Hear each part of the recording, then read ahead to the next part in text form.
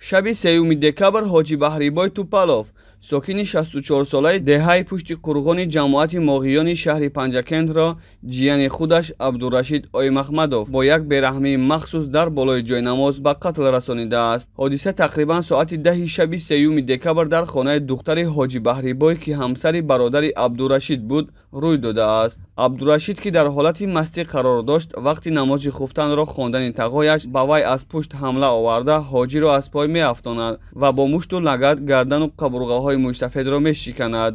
танҳо баъди ин абдурашид баромада хабар медиҳад ки мурдаи ҳоҷи баҳрибойро бигиред, нақл кардааст як сокини деҳаи пушти қурғон. абдурашид оймаҳмадов соли таваллудаш 1991 ҳоло дар тафқифгоҳи шӯъбаи вазорати корҳои дохилии шаҳри Панҷакент қарор дорад. ба гуфтаи ҳамдиҳагон Абдурашид дар ягон ҷо кор намекард, вай зиёд машрубот менӯшид.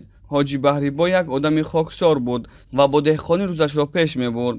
он кас ҳарчанд ба Абдурашид тағои угай мешуд, вале ҳамеша ӯро насиҳат мекард ки шаробнӯширо бас кунад, ба роҳи рост пой монад.